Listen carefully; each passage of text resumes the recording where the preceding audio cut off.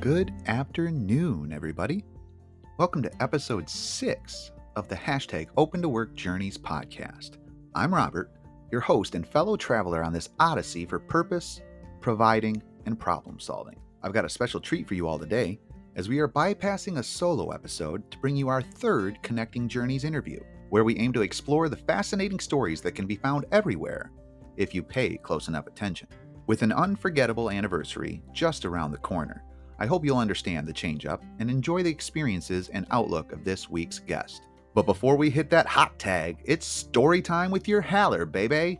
Forgive me for creating a Bummerland trending concern so soon this episode, but I received one of the more disheartening rejections for a job opportunity this week. Coming from the world of quality assurance, regulatory compliance, as well as training and development in the blood plasma procurement and manufacturing industry, it has been a unique challenge to stand out as a candidate. The plasma world has been inundated with qualified candidates this year, thanks to mass job eliminations and tanking culture in some corners of this niche industry. It's a practical battle royal for the obvious opportunities for your host. Outside of that arena, there are not a lot of like-for-like organizations and roles, which has been a taxing development for myself and many others. I felt fortunate when I discovered an opportunity within a similar field, but alas, it only became another cautionary tale for my journey. Having a connection at the company, combined with what I perceived as a good energy interview experience for a role and company that I felt passionate about, turned out to be not quite enough back to keep moving forward. It would be easy to sink down into the deserts of Burning Man and let stress and anxiety take over. I'm not going to lie to you, I did, for a few hours, before a very good friend's voice popped into my noggin and reminded me that these type of decisions, more often than you may realize, are about things far outside of your control. It is rarely about not cutting it as a candidate, and it helped. But I still proceeded to talk to that very person for an extended period later that day. I knew his perspective would ease my frantic mind and replace fear of the unknown with hope for it, and he did just that. So quick shout out to Sam, my jam, for being caring enough to show up with his metaphorical rope to pull me out of the hole that I dug for myself, and for doing such an amazing job at reminding me that I am Robert frickin' Haller. Wouldn't you know it, I had multiple promising interviews scheduled less than 24 hours later. If I can offer up something for others to take away from my experience, please know that you are not alone in the slightest. The rejections, ghostings, and disappointments are an unfortunate side effect of the process, and it can feel like you're never going to get that Wordle streak that high ever again. But I promise you, I believe otherwise. If you need a pick-me-up or a fresh set of ideas, do not be ashamed to turn to your village, whether professional or personal. They are invested in you for a reason, because to them, you're the shiz and you're awesome. But if that still doesn't sound peachy, reach out to me. The least I can do is pay it forward from the incredible folks that have been there for me. Now I have a little favor to ask. If you're enjoying this journey with me, if you want to show your support and help my dream to grow and flourish, please hit that like button, drop a comment, subscribe, and share this podcast with your network. But that's not all you can do. If you're interested in being a guest on #OpenToWork Journeys, let's connect. Your story could inspire, motivate, validate, and encourage so many others like me. Today, I hope you'll benefit from my conversation with the best friend there is, best friend there was, and best friend there ever will be, retired Army Warrant Officer Ryan Woodcraft. Woo! Mean by God, Gene Okerlund! You're in for a journey of devotion and all the good that comes from remaining dedicated to what matters most, no matter how scary the circumstances life throws at you. And I'm talking like 1992 era Papa Shango and Undertaker levels of fear potential, folks, so you better stay tuned. Or is that lumber maker, Ryan? But before I sign off for today, a reminder for myself as much as any of you, even the darkest hour of your life is only 60 minutes long. The better prepared we are, the faster we find ourselves surrounded by brighter days and ideas. Up next, we introduce a new member of Team Haller this week for another animated discussion of the Mount Rushmore of everything. Then it's on to the art of woodcrafting. Haller if you hear me.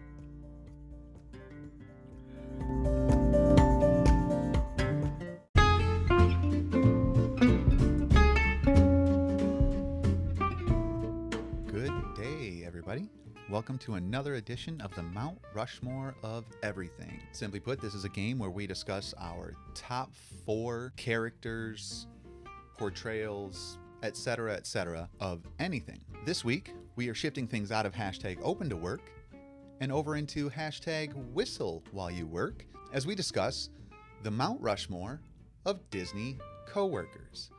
But this week we're doing it with a new twist. With me is my new co-guest of the week, Bryn. Say hello, Bryn. Hello. Bryn will be taking on the side of the Mount Rushmore of best Disney coworkers, while I will be taking on the Mount Rushmore of worst Disney coworkers. And as we have done previously, we will each take our turn one at a time, going back and forth, and we will provide our Mount Rushmore and give our best few bullet points for the selection, and so on and so forth. Bryn, are you ready? I sure am. Okay, as the guest of the week for the segment, why don't you go ahead and tell us about your first member of Mount Rushmore of best Disney coworkers. Thank you. I think one of the best people that you could work with would be Judy Hopps. She is a good person, or rabbit, I should say, to work with because of her upbeat and fun personality, and she is also a good problem solver and time manager. Very good selection.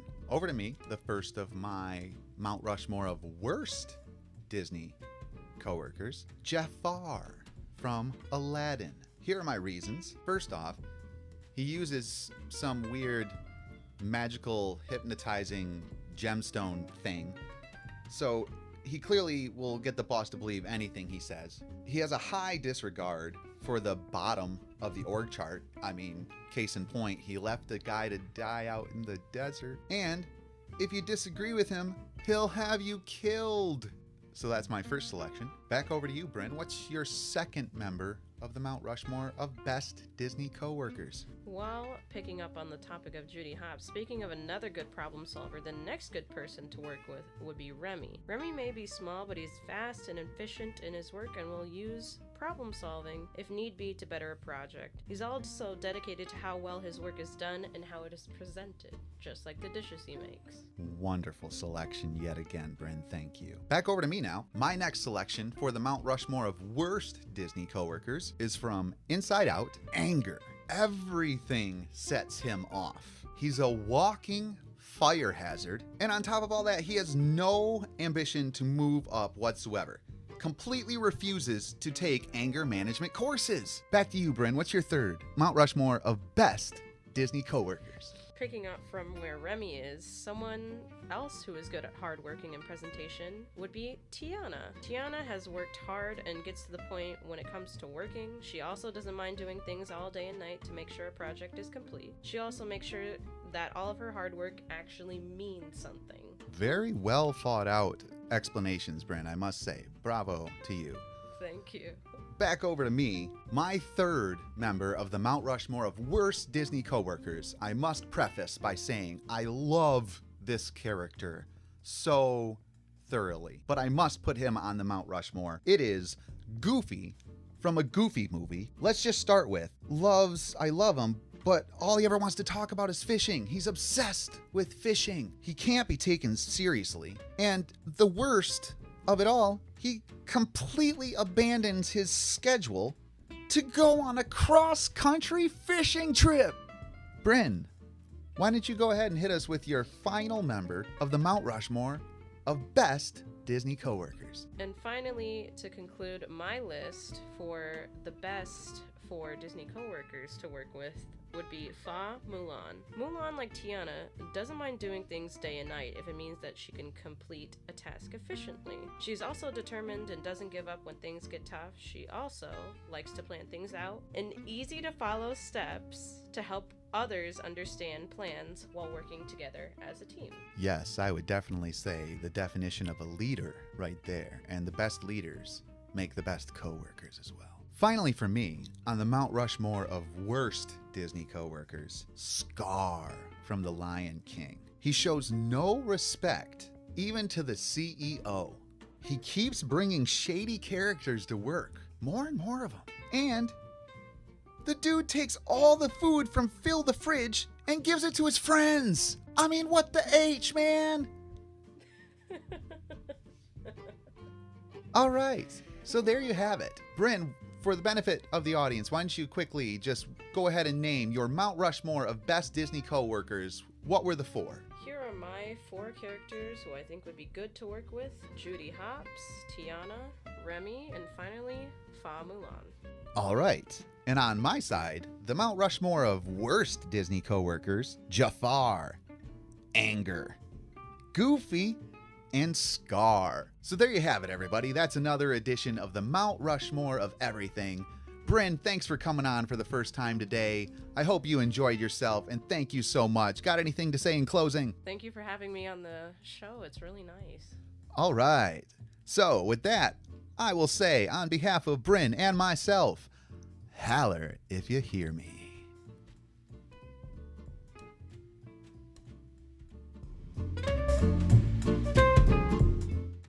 For every piece to fall in place, forever gone without a trace. Your horizon takes its shape. No turning back, don't turn that page. Come now, I'm leaving here tonight. Come now, let's leave it all behind. Is that the price you pay? Running through hell, heaven can wait.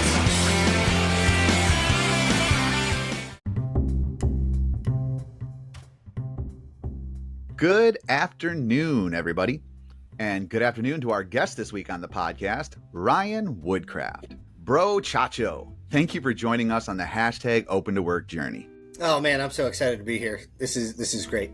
Before we let Ryan do a bit more yakking, I always like to start with what got us here. What began as a random all-night phone conversation while I was an auditor for a hotel quickly turned into a 20-year friendship filled with correctly predicted movie plot spoilers, constantly recurring wrestling one-liners, plus some frozen pizza and chicken nuggets washed down by that's right, I said 1 can, Ryan, of Pepsi. But that only scratches the surface. Mentorship, faith, love of country, and believing in the best of people has made this future state senator my go-to for sage life advice. Even if he did try to make out with the girl I liked on my bed. But enough introduction from me. Let's hear from my guest and best friend in this world, Ryan Woodcraft. Dude, what's mine say? Wait, that's not right. So what got you here? Tell me about your journey up till now. Oh man, how do I follow that amazing intro about, well, me, I guess. Man, there's so many memories that you brought back in that intro that made me chuckle. But I guess that takes away my intro into our relationship. I guess not too many people can say they attempted to date the same girl and then didn't. And I think came out better for it in the end. No offense, Trester, we still love you if you're listening. Yeah, exactly. That rose petal is one best left in our past, but it only made us stronger. I agree. I tell you what, man. So I mean, you brought up some interesting points with pizza and chicken nuggets and 1 can of Pepsi, even though I would always take 2. But do you remember the Furbies? That was a good time. Oh yeah, we had matching Furbies. At one point, we had matching Austin wrestling Powers belts. necklace. Oh, the Austin Powers necklaces.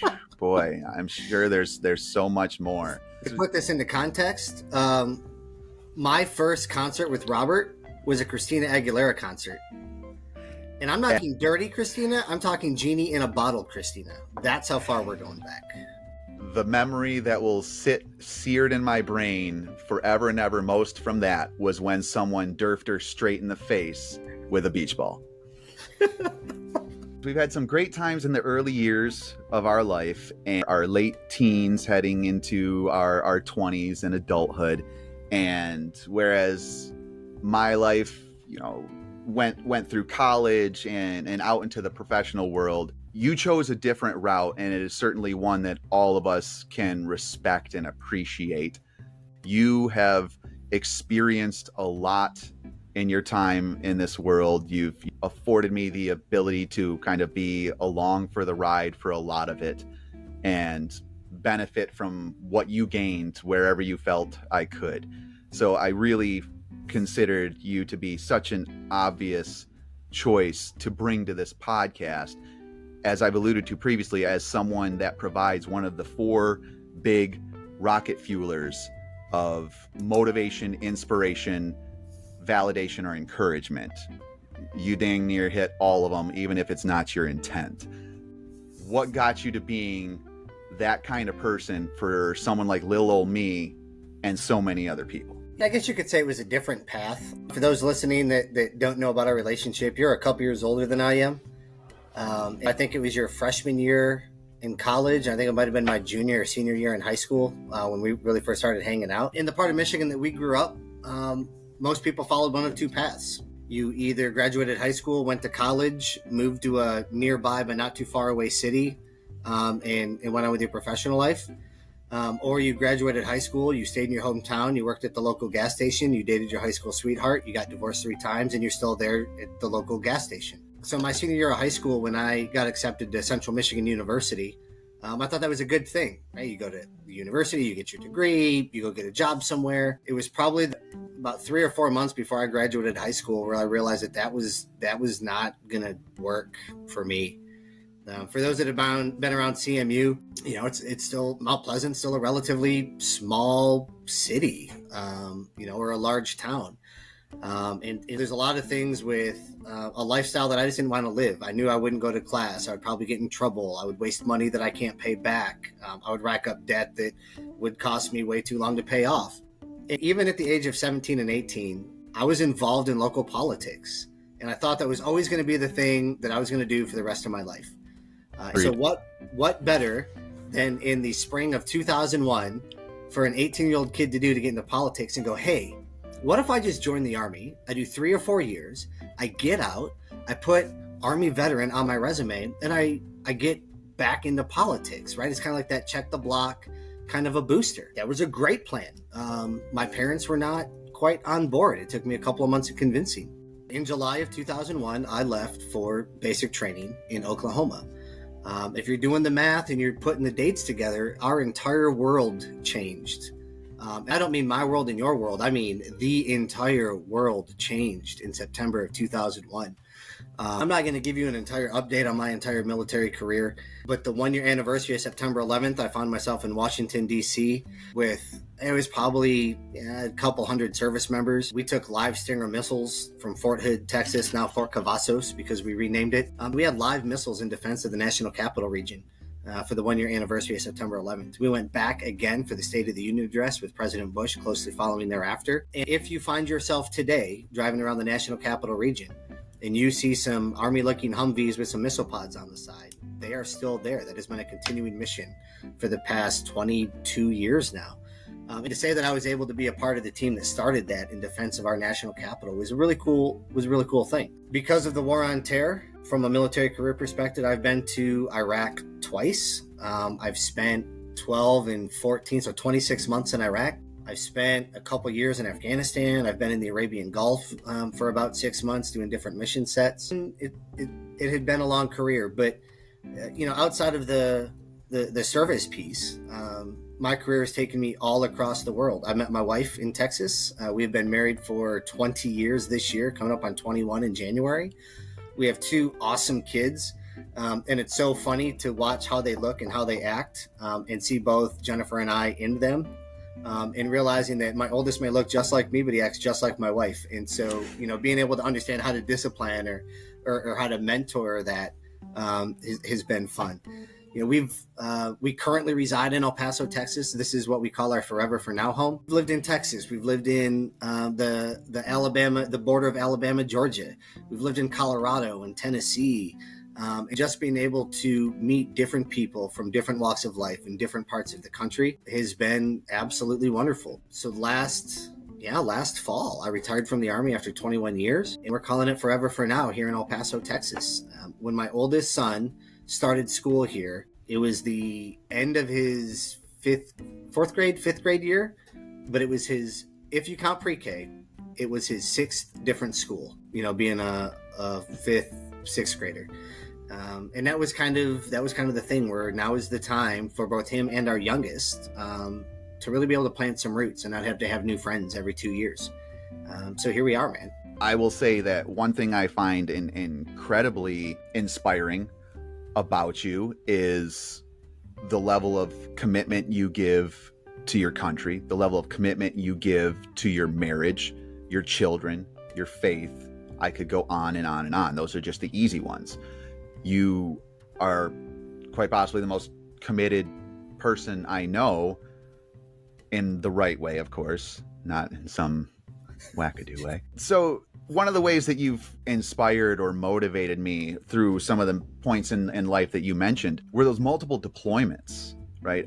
Remind me, if you don't mind sharing, what was like the longest stretch you were gone? I know it was like north of 18 months. It was 15. My mistake. No, it's good, but it was a block of time. So like I mentioned earlier, we were in Washington, D.C. on and off for the better part of 6 to 8 months. From an active duty perspective, the National Guard took that mission over. When we got back to Texas, I was only really home for another 4 or 5 months. And we were back on the road to Iraq. And I did a 12-month rotation in Iraq during the beginning of Operation Iraqi Freedom, like right after we pulled Saddam Hussein out of a hole. Did our division go into Iraq and into Baghdad. I came back for about a year-ish. We moved to Fort Benning, now Fort Moore, Georgia. And I went right back over to Iraq. And so I really only had maybe 2 years in the middle of deployments. And I did 15 months in Iraq. While I was in that Iraq deployment, I made the decision that, this Army thing is going to be a career for me. It's not just that I'm going to do a couple of years and get out. I fell in love with it. I loved the mission. I loved what we were doing in the countries that we're in. We can argue the politics of whether we should have been there or not. But in this case, I think it's completely irrelevant. At this stage in my life, it's almost like I raised my right hand. I said, I will obey the orders of the officers appointed over me and the President of the United States. And that's what you do. You move out and draw fire. It was at that stage where I decided, if I'm going to make this Army thing a career, I'm not going to do it enlisted. I dropped my application packet to become a warrant officer, which was probably the biggest, most successful career move I ever made, was doing that. The downside is I came back from that 15-month deployment. I immediately went to school for 7 months, went on to my next duty assignment in Fort Carson, Colorado, and then was immediately deployed for another 12 months. And so even the 1.5-ish tops year I was home, I wasn't home. I wasn't with my wife. And so there was almost a 3 to a 3.5 year span where we very rarely saw each other. And it's during those crucial early stages in your relationship, right? Because the two of you found each other and came together. I don't want to say in quick fashion by any means, but you found each other at like just the right time before your military career was really ramping up to that next level. And again, correct me if I'm wrong, but that the deployment, the back and forth, the gone for long lengths of time, it continued into when you guys decided to expand and become a larger family as well, correct? Yeah, it did. Yep. Yeah. So the thing that I'm really getting to with all of this is one of the biggest things that was a lesson for me, if I can correlate it to my own life for a moment. During the time that he was defending our country and building a life for himself and building himself into an even better human day after day after day, I was off in the professional ranks.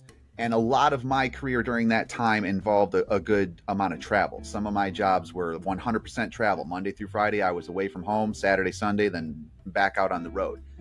And then inevitably, I took about a 6-month cup of coffee after my first marriage came to an end and moved cross country for the sake of taking a chance on my career. The point I'm getting to here is this, is I always told myself, if Ryan can commit to the military and defending our country, commit to a woman, commit to family, commit to God, and then go take himself away to this, it's an intense set of circumstances, let's say, and still continue to build and strengthen all of those things. I'm just saying, from my perspective, and maybe call me a little naive, but I would say in general, my guess is a lot of people that went into the same set of scenarios as you, joined the Army, found a girl, got married, got deployed, maybe got pregnant, got deployed. A lot of those statistics end up with less than ideal results. But for you, everything was all in purpose of building toward your greater purpose on this world. So, yeah, we refuse to become a statistic. A lot of those marriages or relationships you talked about resulted in drug dependence, alcohol abuse, divorce, physical abuse, and they became statistics. Our marriage is not, I don't want to say we didn't go through trials, we didn't go through adversity. I would be lying if I said we did, but we had committed very early on that the words "I quit" or "I'm out" were never going to happen. And regardless of what life threw at us, we were together, and that's how it was going to stay. As painful as it may have been, as uncomfortable as it may have been, we were going to stick it out. And that holds true today. I mean, even after being married for 20 years, like, we will get into an argument over some of the dumbest stuff. And sometimes, like, what is the problem? But we're going to stick it out. Like, I quit is not in our repertoire. And I should also use this as an opportunity for me personally to give a shout out to your spouse, Jennifer. From my exposure to the nature of your relationship, I don't really know where all the credit goes for this, but I'm just saying all the kudos and credit to Jennifer, just that she portrays just this same level of I'm strong and I continue to build myself stronger for myself, for my faith, for my family. The alignment of your values, it's just such an impressive thing. I feel like it's becoming such a bygone aspect of human relationships at whatever degree of significance and attachment it may be. Just knowing you guys managed all of that with the constant deployments, the constant moving here, there, and everywhere. It is just something so profoundly impressive. You considered the typical university degree path, and then you chose the armed forces as your option instead. But that didn't inhibit your ability to go out there and get an education, right? No, it did not. I have my undergraduate degree in information technology management, but don't hold that against me because I still don't understand IP theory entirely. And I have a master's degree in organizational leadership. It's not about me. It's about the people that God surrounded me with. I would not be here if it wasn't for my wife and kids. I would not be here if it wasn't for my family. Robert, I would not be here if it wasn't for you. There are so many people that have poured into me even when I didn't deserve it. And being able to graciously accept what people are trying to pour into you sometimes will make you better. Yep, I'd say that's what got you here. So we will bring segment 1 to a close right now. And stay tuned as we come back with Where Are You Now? Holler if you hear me. Wait for the music to kick in. I know. There's nobody.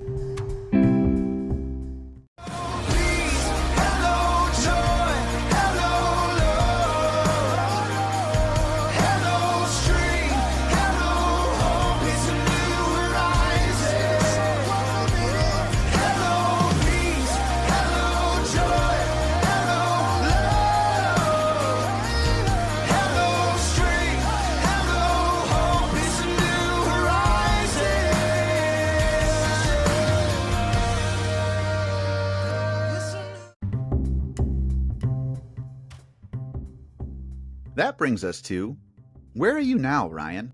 What does the concept of hashtag OpenToWork mean to you?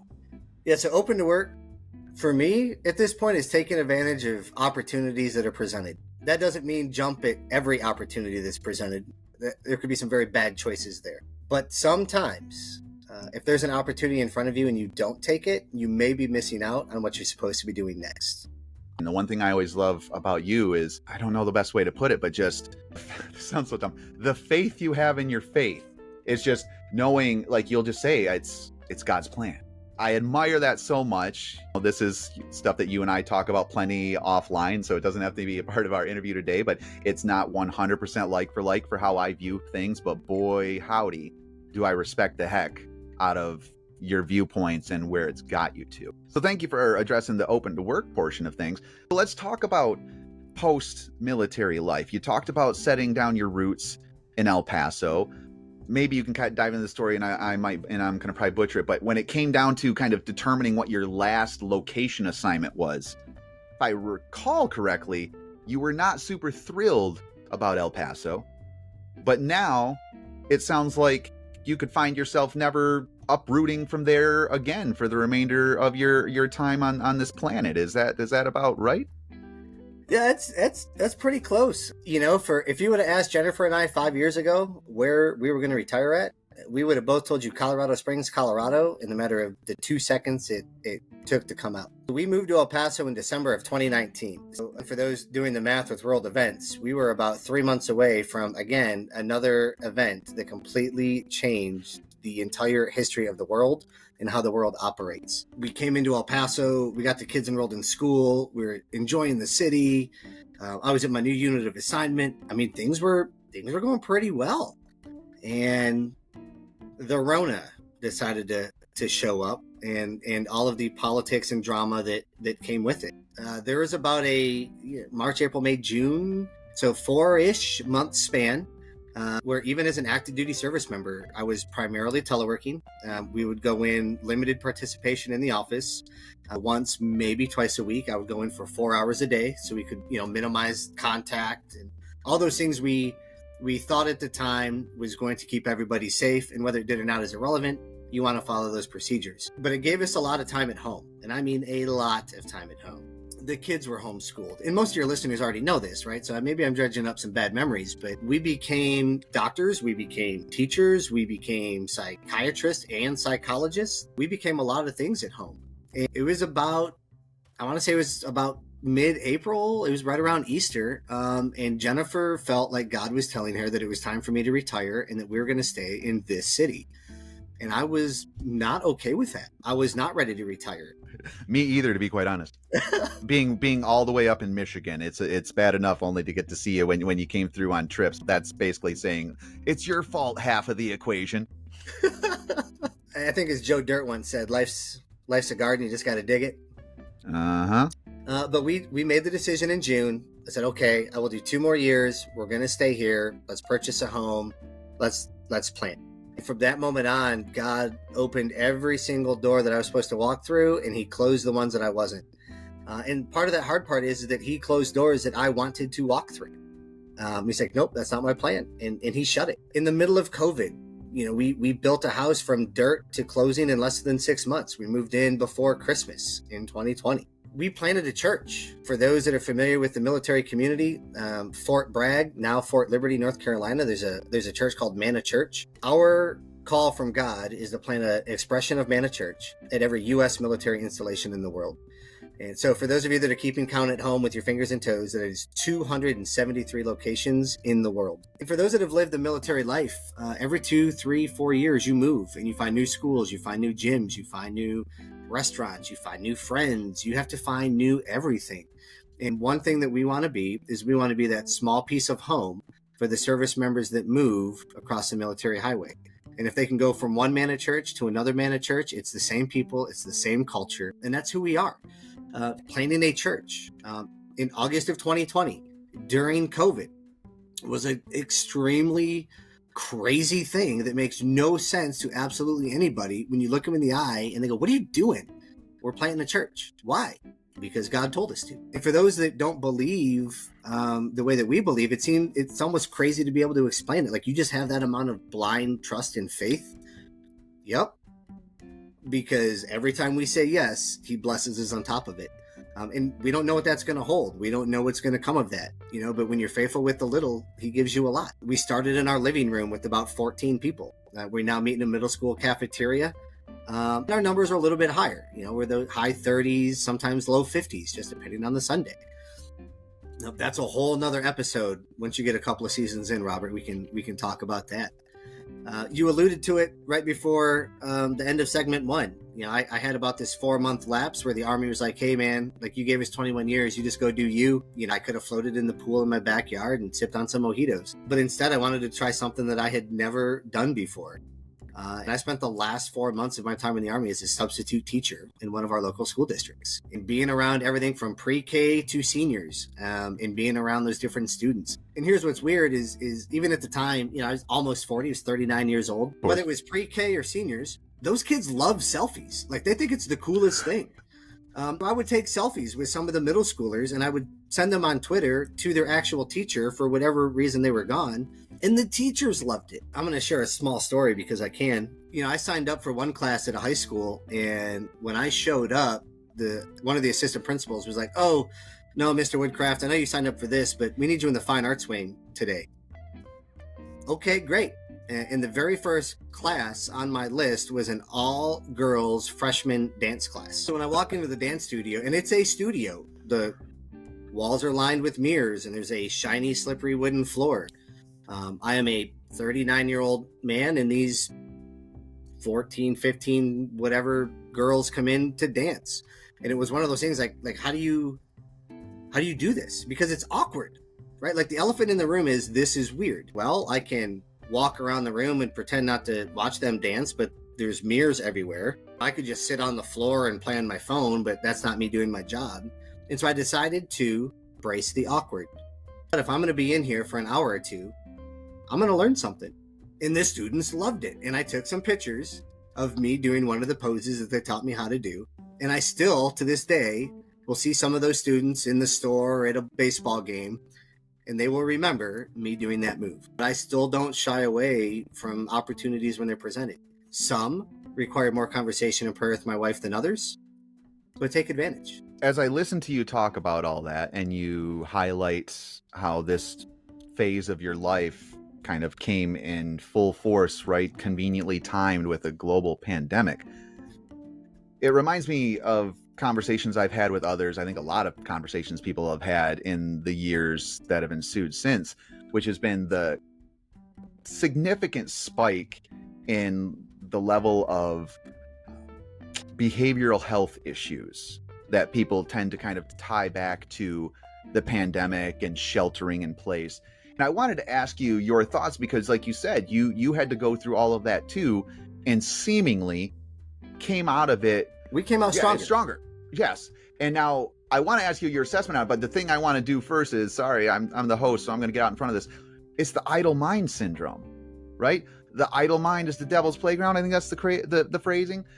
I think all of these people sheltered themselves and they didn't do anything with themselves. They didn't take advantage of the opportunity that was given, like you said, and instead they just sat there and let their mind run and run and run about all the things that they don't have control over, or they just don't straight know, or they don't have the answers to. And as someone that has dealt with generalized anxiety disorder for a portion of my adulthood, that is 100% one of the biggest triggering parts of my anxiety is when I just stop what I'm doing and just live inside my head.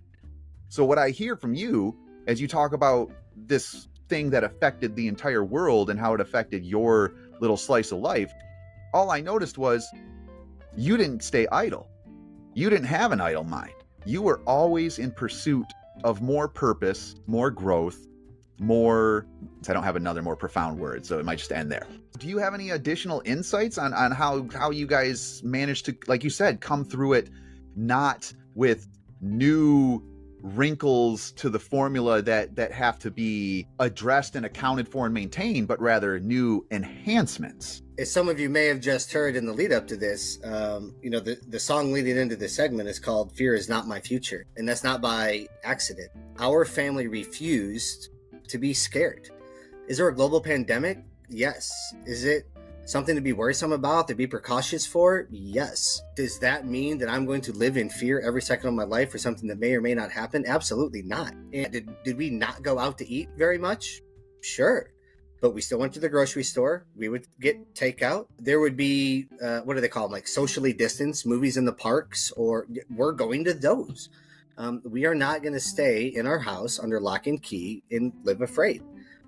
What it did remind us as a family is how many things I don't want to call it a waste, but how much we misspent our time before the pandemic. There were so many things that we did, either individually or collectively, that was just, I don't want to say not healthy, but not helpful. And so what do you do when you can't do those things? Well, we read a lot of books. I got so much reading done during COVID. I was probably averaging a book a month. And now, because life is almost, quote, back to normal, unquote, maybe I'll get 3 or 4 a year. We really had time to spend with our kids doing their distance learning for school. They had a laptop with headphones and they did schoolwork, and we could spend more time. I don't know, because I haven't done the research, what the educational risks were across the country with COVID and having schools shut down and doing online education. You can hear some statistics from wherever you want to pull it, based on your confirmation bias. But a lot of people will say that, students now are suffering because they had 2 years of online schooling. Math scores are down, English scores are down, reading comprehension is down, social skills are down. We did everything we could to prevent that from happening to our kids. Our kids were still in sports to the best of their ability. They still had some social interaction, even if it was practices because we couldn't play official games. But we're going to get outside. We're going to get exercise. We're going to practice. We're not going to stop living. We're not going to live in fear. And I think that was our mentality. As someone that prides themselves on taking a continuous improvement mindset into life for me personally. I hope you can all start to understand why this is a guy I've cast my anchor onto for the last 2 decades. So I think that's as good a time as any to kind of shift gears on this segment to what's working. This is where we take time to identify positive stories going on in the current landscape of the world, just to remind everybody there's plenty of brightness to be found if you just go looking for it. Today we bring you the story of Britain's kindest plumber. In a world where we often hear about challenges and obstacles, it's essential to shine a light on the incredible acts of kindness and the beauty of human compassion that can make all the difference. This week, we bring you the story of a plumber whose generosity is touching hearts and making a profound impact to many, including a young 7-year-old boy's life. Alex Sparks is a football enthusiast who was born without his right arm.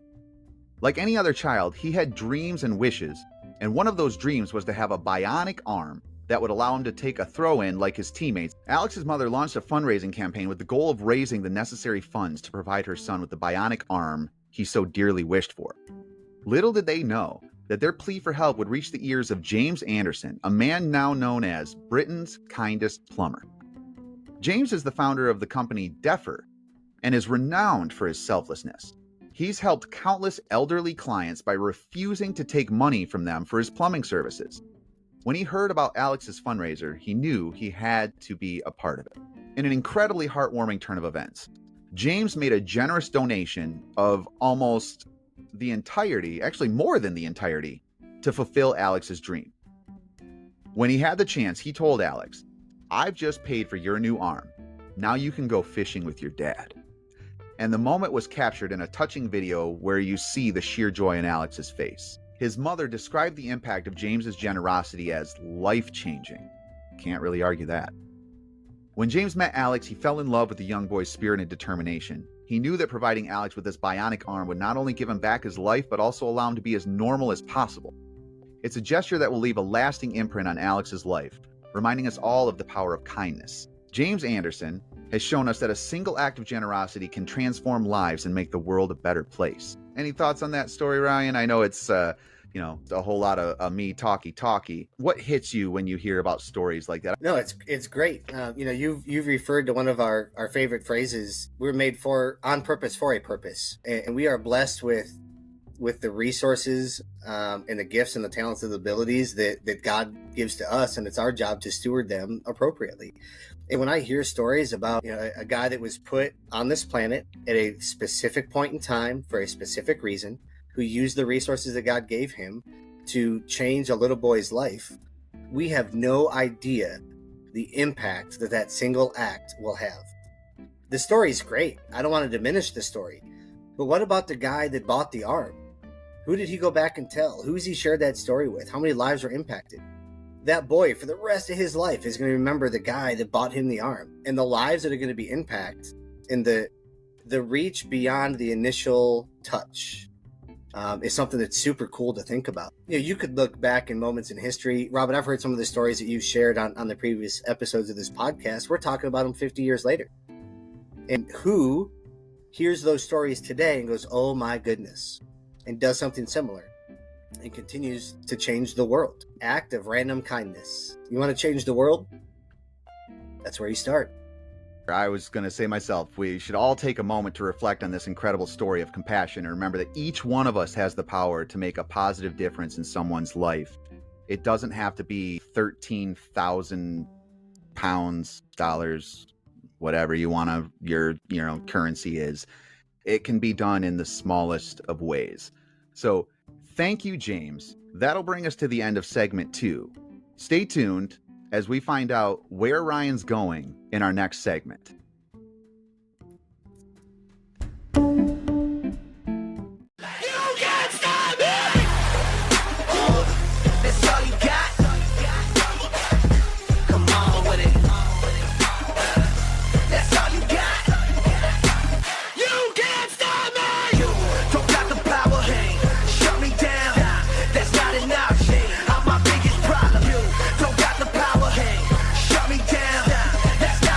You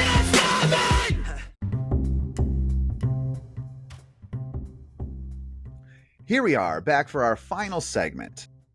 Ryan, where are you going? What's keeping you moving forward? Man, that's a loaded question, Robert. So I'm still taking advantage of the opportunities. I guess to circle back to segment 1, I joined the Army because I thought I'll do 3-4 years, get out and go into politics. So as of now, that is still potentially part of the plan. Election season is right around the corner. I have had no less than a dozen people in this city and community ask me to run for pick your particular office. And it is something that Jennifer and I are talking about and that I am prayerfully considering. From the time this podcast drops, I will have not made a decision yet and won't for another few weeks. In the world that we live in today, and especially in this community, and if I can just brag on the city of El Paso for a minute, we're the 22nd largest city in the nation. Most people have never even heard of it. We're the 6th largest city in Texas. We have a AAA baseball team that's affiliated with the San Diego Padres. We have a professional soccer team, or football, if you're listening in Europe, that's affiliated with the Dallas Football Club. They're the El Paso Locomotive here. We get sun 345-ish days a year. We're nicknamed the Sun City. Very rarely will you come out here. Robert, you've been here. I mean, how many clouds did you see in the week that you and Bradley hung out? Yes. We're in the desert. Yes, it's hot. But this is the nicest group of people we have ever lived around. Maybe the worst drivers, but the nicest group of people we have ever lived around. And so when you get into a community where people generally like each other, they want to take care of each other, there is this familia feel here, and it's not fake. And so when people see that there is a need at whatever level of government for something that they feel that I can fill or fix, they genuinely want me to run. And I'm not going to lie to you. I don't know if I want to. I didn't want to go to basic training either. I didn't want to go to Baghdad, but God's got other plans. And so, part of our prayer is, God, if you want me to do this, then you're going to have to make it happen. Robert, you've alluded to it. I don't have idle hands. I treat my task to time like I treat my finances. We've talked about this before. I don't let my money tell me where it's going. I tell my money where to go. And I treat my time the same way. I prioritize tasks. Sometimes you have to tell people no. I'm very picky with where I spend my time, and my calendar is full. If God wants me to run, he's going to have to clear my calendar because I don't want to miss baseball games. I don't want to miss soccer games. I don't want to do that. While I'm entertaining the idea of running for office, for the past 6 months, I have served on the City of El Paso's Ethics Review Commission. I was appointed by our district representative for the city, unanimously approved by city council and the mayor. And we've had some really tough complaints come before us over the past few months. You can use your Google machine and find the stories if you would like. We issued a letter of reprimand to a sitting city council representative for misuse of a gas card. And when you have elected officials in that type of a scandal, if you want to say it, everybody and everything comes out of the woodworks. And even somebody, for me, that I don't necessarily care what people think, or I don't necessarily look for their approval. But even when those type of folks will take your words and twist them just enough, you're like, that's not what I meant. That's not what I said. It's things like that that really make me second guess, do I want to do this? So the jury's still out on that. I know you like to introduce me as the next state senator. That's cute. We'll see where it goes, but it may be a thing. The church plant, we talked about that.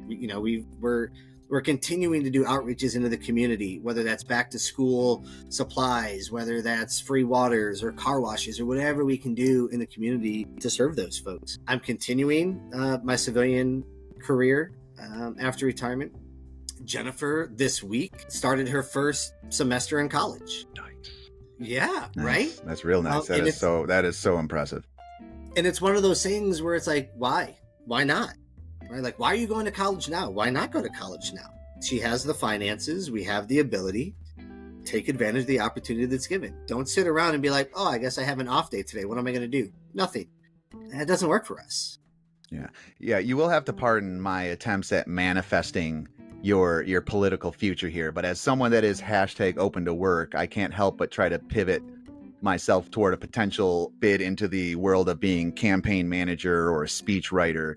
if I know somebody, right, it's all about who you know these days, right? So, you gotta give me a little credit here. I'm just trying to get the whole package benefiting it wherever possible. Really, most of all, it just goes right back to where you said in those early days, I saw that potential for what you could do for a wider audience than just what was in your gravitational pull. You will always have the number, well, I don't want, that's not fair to say I'll be your number one party supporter, because you've got quite the village, but I'm going to be battling with people for that number one slot. Maybe we'll call it number two, and or maybe number four, if, depending on where you put Jennifer, the kids, God, all that stuff. But I digress. We're running a good 17th, Robert. We're going to be okay. Ah, man. All right. That's okay. That just means I've got some benchmarks to hit. I can do this, Ryan. I can do this. All right.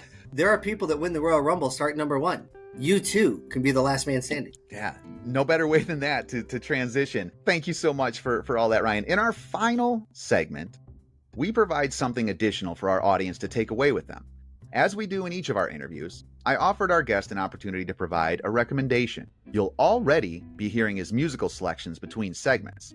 We're all in this together, Ryan. Got anything else? We've talked about, or I've heard other people on your podcast talk about books. I think Christy talked about books. I'm going to cheat, and I'm going to give two. One book that I read every day, every morning, is the Bible. I believe the Bible is the handbook for life. There has been nothing that I have walked through that I haven't found the answer to in the Bible when I need it. And so that's my plug. For those of you that may not be interested in that, I have another one for you. And generally speaking, I highly recommend any book by the author Malcolm Gladwell.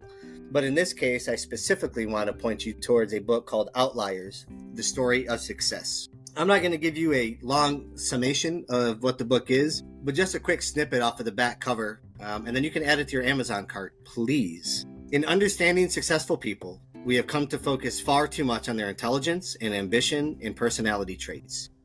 Instead, Malcolm Gladwell argues in Outliers, we should look at the world that surrounds the successful, their culture, their family, their generation, and their idiosyncratic experiences of their upbringing. Along the way, Gladwell reveals what the Beatles and Bill Gates have in common. The reason you've never heard of the smartest man in the world, and why almost no star hockey players are born in the fall. And why, when it comes to plane crashes, where the pilots are born matters as much as how well they are trained. The lives of outliers, people whose achievements fall outside normal experience, follow a peculiar and unexpected logic. And in uncovering that logic, Gladwell presents a fascinating and provocative blueprint for making the most of human potential. Pretty compelling argument right there for that book. I certainly appreciate it. It will be getting added to my wish list here promptly. Finally, I like to finish with a quote. Might you have a quote to live by, sir? I will absolutely reference a quote, and I will plug his YouTube channel as well. For those of you who haven't heard of a gentleman by the name of Ryan Leake, he has a documentary called Chasing Failure. And I'll just kind of give you the once around the world. Ryan Leake played like Division III-ish college basketball, and he had a dream to play in the NBA. And at one point in his life, when he thought that opportunity was over, he found himself on the basketball court for the Phoenix Suns trying out. And so a quote from the very beginning of that documentary that I really take to heart in some certain situations of life. What if chasing failure is the quickest way to succeed? If we could somehow remove the fear of failure from life, what would you do? What would I do if I knew I could not fail? Tell you what I would do. Start a podcast. Thank you again so much, Ryan, for your commitment and sacrifices to our country, all the good you bring to your expansive village and beyond, and for being my BB4L. That's best brochacho for life. I can honestly say, with a full heart, you have made me a better man. For Ryan Lumber Artist, I'm Robert Haller saying thanks for listening. Please like, comment, subscribe on your favorite podcast service, and share socially. And if you ever want to reach out to the podcast, you can email me at hallerifyouhearme@gmail.com. That's right, Haller if you hear me. Thanks for working with me. I love you, man. I love you, man. I love you, bro, Chacho. Dude, I love you, bro. I love you, man. I love you. I love you. You got my back.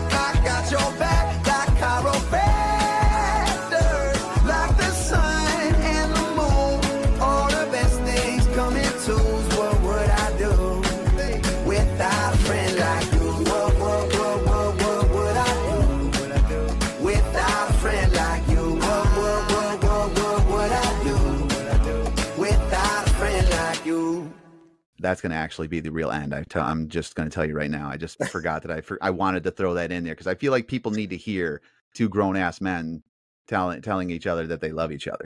Yeah, man. So